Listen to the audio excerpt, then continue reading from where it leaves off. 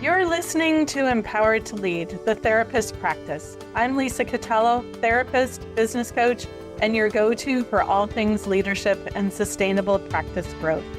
This is your space for real talk, smart strategies, and grounded support to help you lead with confidence, work with intention, and build a business that actually works for you.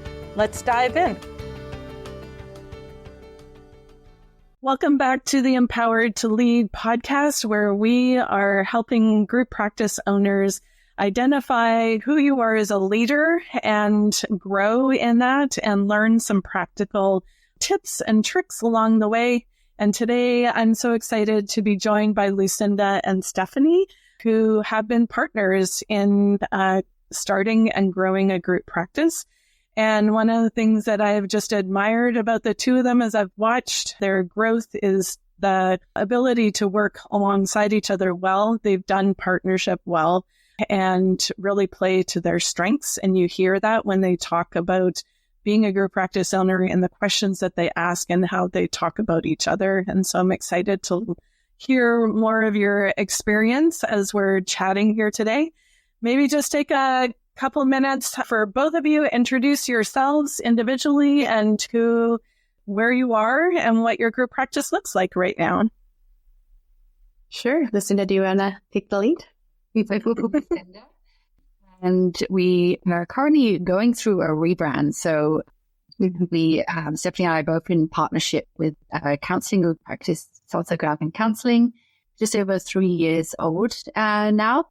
And we'll be transitioning into a bit of a rebrand under the name of New Ground Wellness. We're based out here in the Okanagan in Penticton, but we do have a few satellite offices in Vancouver, as well as in Denver, in addition to some online clinicians as well. And we really started with our own individual practices. I have my own private practice, as did Stefanie, during transitions of starting our own families and leaving the big city into the Okanagan. Met and merged our two private practices to create the group practice under Stefanie's original private practice name, which was South Okanagan Counseling. So kind of how we found ourselves to be where we're at today. Mm-hmm. Yeah, I just realized that, the name beside like Lucinda New Ground Wellness, and it didn't even register. That's a name. So that's exciting. Stefanie, let's hear a bit about you. Yeah, I mean, just to echo what Lucinda was saying, South Okanagan Counseling was originally founded back in 2018. And during 2020, myself and Lucinda, our paths had crossed in, I guess I would say, a very organic way.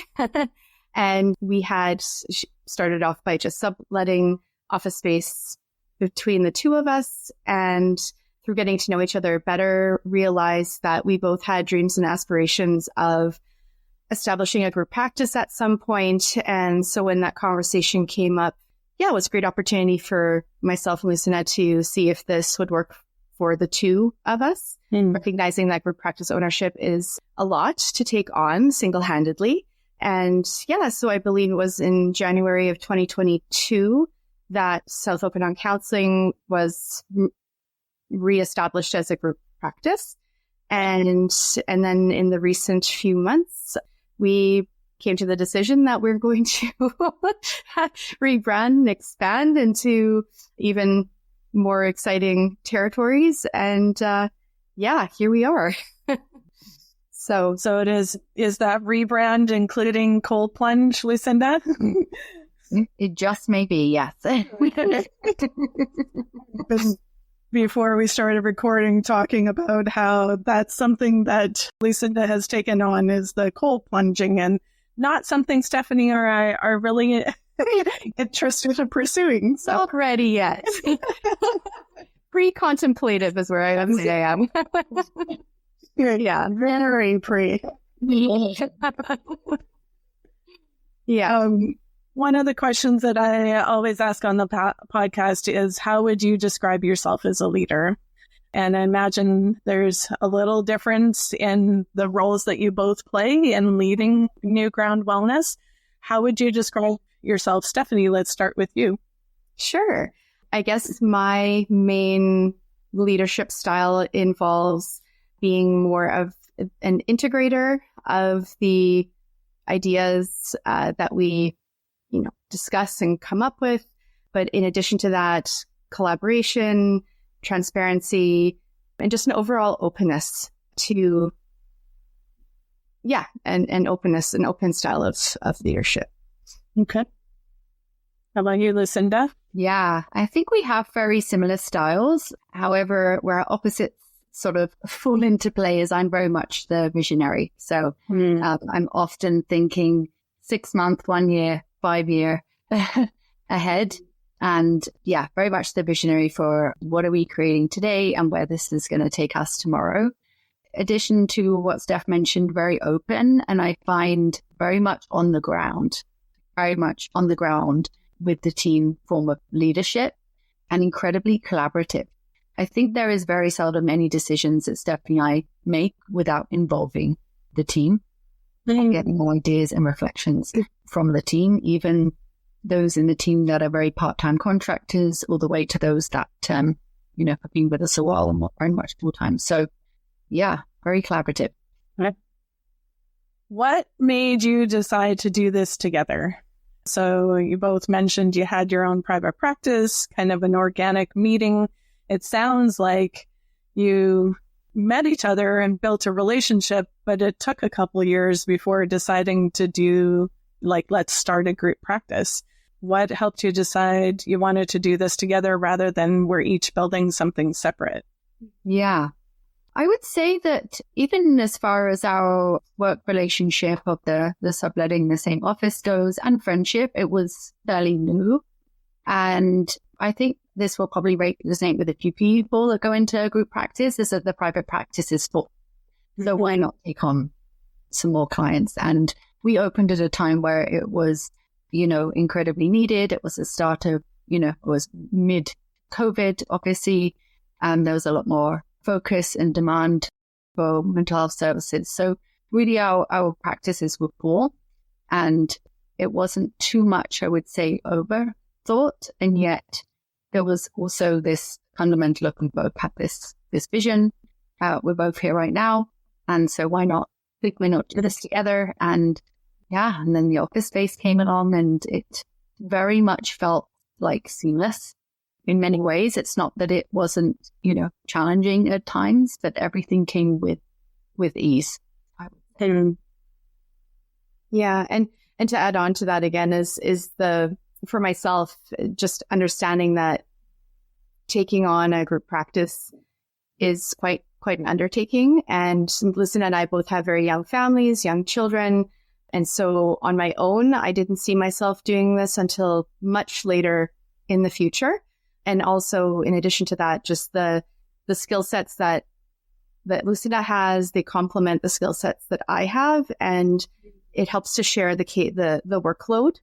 And it allowed us both to continue to still see clients, which was still very important to both of us at the time. So I think that was part of it, that not wanting to do this all alone, because it's already a hard being in private practice is already quite isolating as is.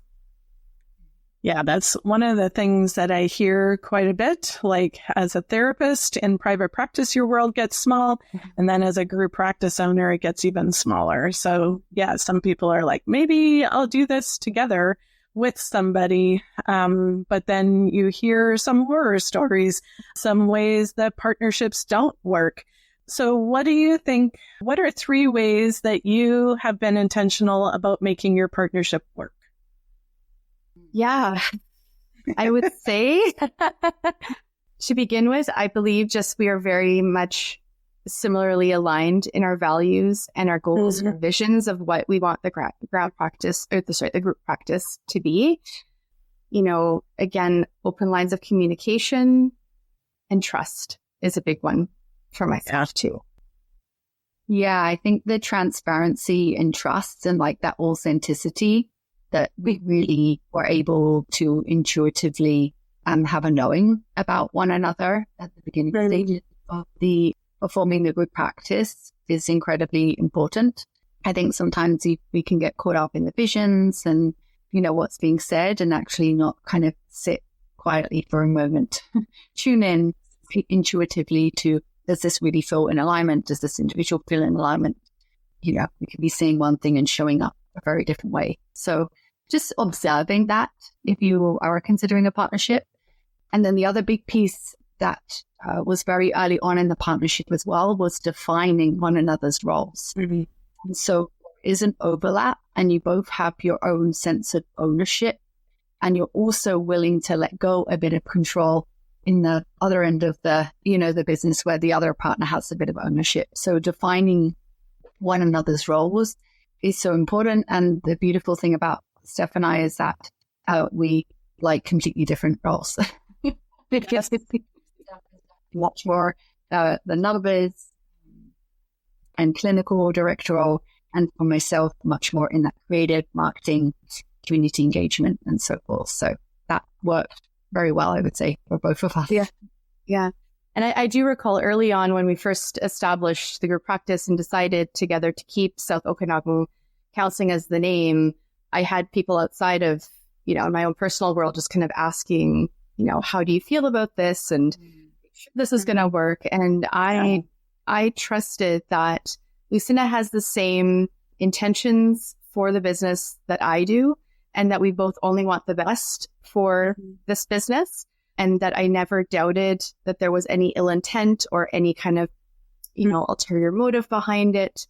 And in that letting go piece, I mean, this is the part with even transitioning into New Grand Wellness, like over the years, I've had to let go of a lot of things that were initially established by myself as a solo practice owner. And again, trusting the process, trusting my partner, and it's worked out really beautifully, right? And so now letting it all go. Yeah, to give up that name that you started with, hey, like sometimes we put so much identity in that. And when you're saying like sacrifice, giving up some of those things in order to move the business forward or create that vision together or build on that vision, because you guys had created that already. But yeah, there can be a lot of sacrifice. One of the things as I think about partnerships is, I think you were saying, Lucinda, like, what is my lane and how do I stick in that and not kind of drive over to see what you're doing in your lane kind of thing. And having that communication, knowing how much communication you need and how little. And then how do we trust each other that, we've said that this is the vision and this is the goal. You're off doing marketing. You're off looking at numbers. Is that still in alignment? Are we moving in the same direction kind of thing? I was thinking also, like Lucinda, you came on Ambition Alliance. And one of the things that struck me there is like Steph wasn't in there. And so even that trust was starting at the beginning. Hey, like I'm the visionary. I'm looking at how we're going to do this. And then we did Lindsay Bonham's course together this last year. Steph was there, Lucinda wasn't. And even just in my interactions with you, seeing how that has played out, and I imagine there's conversations happening in the background, but also just that trust that you're having this knowledge. I don't have to even sit in on a training with you because there's a trust and on that same road kind of thing. Hey? Yeah, big time. That is exactly it. And that's how sort of we've been able, I think, to make it as successful as it has, because we're able to be creative and hone in on our own strengths and bring back to the table, like you say, what needs to be brought back to the table. And with Ambition Alliance, you really set the foundation of like, who are we? What are we doing here? What are our values? And it's within that you're able to kind of use that as like the kind of funnel that everything's run through. So even if the idea comes over here, or, a big number from Steph comes over here, it's like, if we run this decision, does it come back and filter through that core funnel of who we are? And sometimes it's a shiny object and we have to let it go for now, and it might revisit us in the future. And other times it's, it's a go. So it's, that's been a big piece for sure. That kind of leads into one of the other questions that I had, like, what would you say to someone who's in the thick of it right now? Maybe they're feeling overwhelmed or stuck or uncertain. Like I lean back to where are you going? Kind of touch base with your why and what's the direction. What would you guys say is helpful when you're feeling like overwhelmed or, oh my word, I don't know how this is going to turn out as a group practice owner? Yeah, I think I would say first and foremost, just slow down, take a moment, pause, find your center again, like Lucinda says often, right? So yeah, definitely the pause and slow down. And I think sometimes when things come up, we can be in this kind of reactive space to it, and sort of allowing yourself to have a moment to get regulated. One beautiful thing about our partnership, maybe not all partnerships, but there is this sense of co-regulation. So oftentimes we're very much in sync. So if I'm dysregulated up here, Steph's regulated and bringing me down here, and vice versa. And it's just worked that way quite organically for a few years, and being able to ask for that support as well is really important. And then I think there's another piece to it where it's like, what's happening that I am so overwhelmed?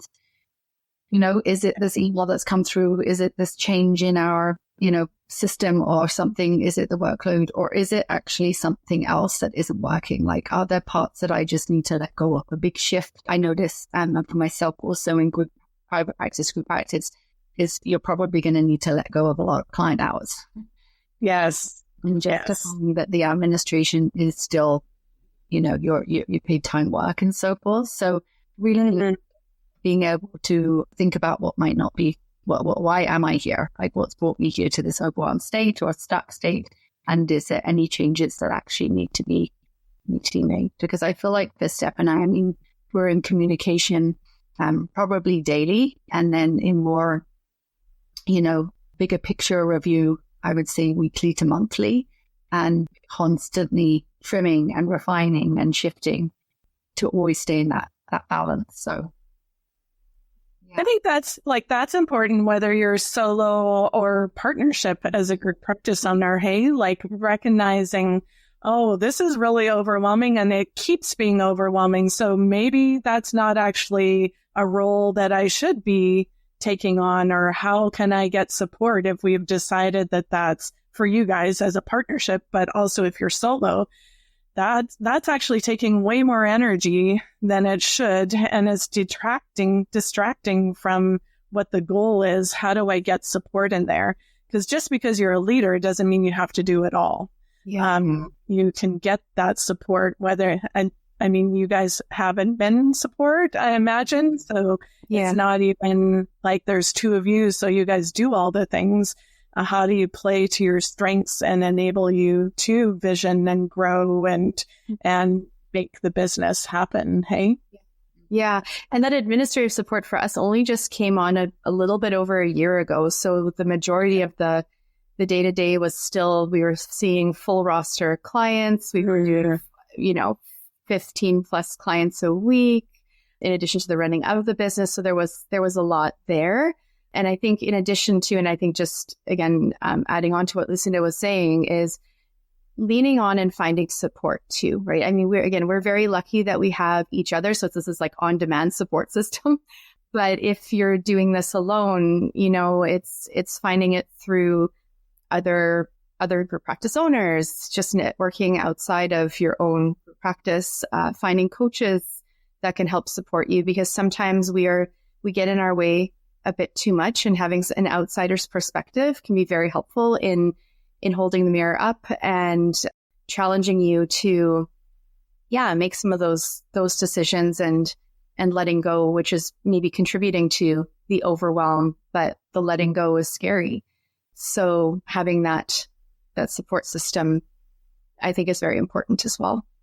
I'll put a plug in there for Group Practice Connection there. That's one of the things, the holes that we're trying to fill with that, is having that peer support, knowing that you're not alone, and just having some of those tools to be able to keep going and be imaginative too. How can I solve these problems through that? Yeah.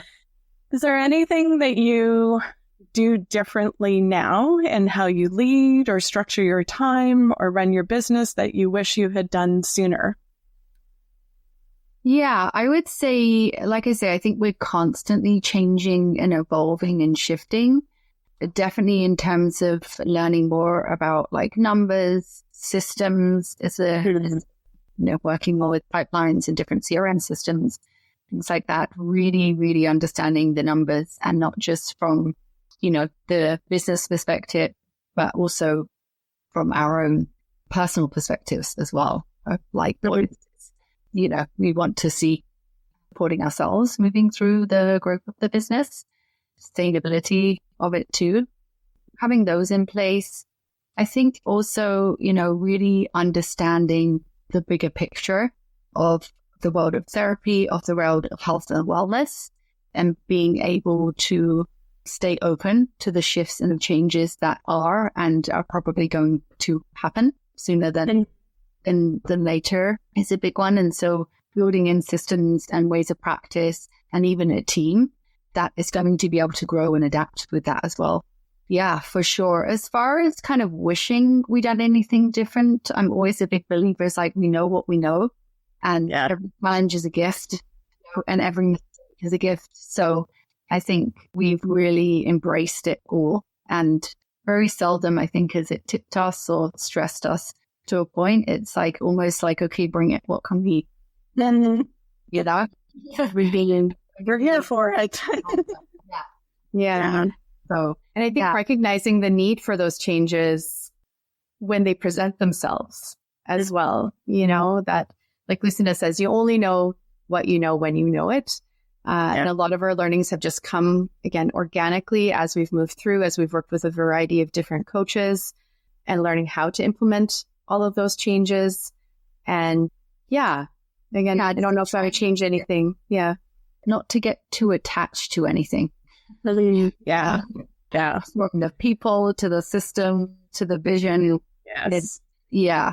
That's a good way of putting it. Like, you create that system and you bring on team members with what you know at that time. And if you're not too attached to it, you're able to improve on it or learn from it as you grow as a leader, because this changes you. Stepping into this role changes who you are and how you show up, I think, personally and professionally, and because it's stretching and growing. So what worked when you first started and knew nothing is not necessarily going to work in exactly the same way. I was saying to somebody the other day, like, it's kind of like holding your hands open. Here's my business, and not closing around it saying, I'm going to control all the facets of it. But okay, how is this going to take shape? I'm opening up. I have the systems and the structure. I know how I want it to be, but there's fluidity within that in order to make that sustainable. Yeah. And I think that's come up in a lot of different areas for Lucinda and I, that flexibility and fluidity piece in how we lead, decisions that we make, things that we bring on. There's a systems tool that we tried to bring on a little over a year ago. Didn't work out. Yeah. Stopped it. Now we're revisiting it, right? So it might just be that it wasn't the right time. We didn't have the right supports. It was being right. So it's not always about it not being the right thing, but maybe it's the timing around it and being able to step back and slow down sometimes as well. Yeah. So, One last question for you. One thing that I've learned through supporting group practice owners is there's no one size fits all approach. I think you can have the systems and the foundation in place, and there's some key things in there, but we all do this a little bit differently. So what's something that makes your practice, New Ground Wellness, uniquely yours, or reflects your values in a way that stands out differently than others? Yeah, I think, there's a big piece of when you think about yourself as a business owner and as a group practice owner and as a practitioner, you're really able to build it in any way you'd like, right? And so for Stefanie and I, building the roles around our strengths and also being able to build a team is deeply embodied in what they do. And I think when a team is deeply embodied, and for both Stefanie and I also to be in what we do best. That's like such a key piece to be able to give to others, and it's not that we're being stretched to do a little bit of this or a little bit of that, or we could do this. It's like what we do is really, really what we do well.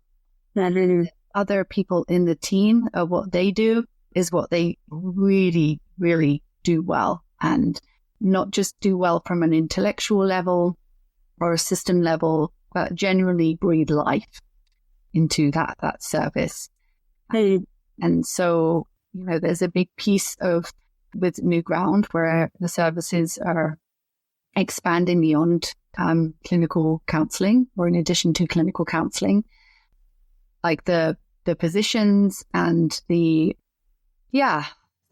offerings are not just with the sort of service in mind, but also the client that's receiving the service as well. So deeply embodied, I think, is a big one, and being able to hold other people in that space too. Okay. Yeah. And again, the flexibility piece, I think, is a big one for myself. We have our systems, we have our policies, but we're not black and white thinkers, and we're not rigid. We recognize that our clinicians they've got lives outside of work as well. And sometimes life happens and it impacts how they're able to show up at work. And we're able to, through communication and fostering transparency and trust with our clinicians, they're able to share with us those potential struggles, and we can make allowances to a certain degree. We don't have to say, no, this is what it is, and this is all that, we cannot stray away from this policy that we have in place. That said, right, there's also a point, right, where we sometimes do have to say, okay, but now we do maybe have to make a shift or a change, right? But we come at the clinicians with an openness and understanding and flexibility. And I think that reciprocates back into their happiness working with our group practice as well. Because Okay. Thank you for taking some time today to share some of your experience, some of your successes, and just really appreciate your perspective on growth and doing group practice well, caring for your clients and for your contractors in a way that I think you've used the word collective and flexible, and just kind of being curious about everybody's experience and making that work for everyone who's involved with New Ground Wellness. If anybody who is listening is interested to see what they're up to and some of the differing offerings that they're providing, their website will be in the show notes, and we hope that you will tune in next week. Thanks for being here today. Thanks for having us. Thank you so much. Thanks for hanging out with me on Empowered to Lead, the therapist practice. I hope you're walking away with something that you can put into action, because leadership isn't about doing more, it's about leading with purpose. If you're ready for deeper support, I'd love to see you inside the Group Practice Connection, my monthly membership where Canadian therapists like you get coaching, community, and the tools to build a business that actually supports your life. You can check it out at grouppracticenetwork.ca. The link's in the show notes. And hey, don't forget to hit follow so you don't miss what's coming next. We're building something great here, and I'm so glad you're a part of it.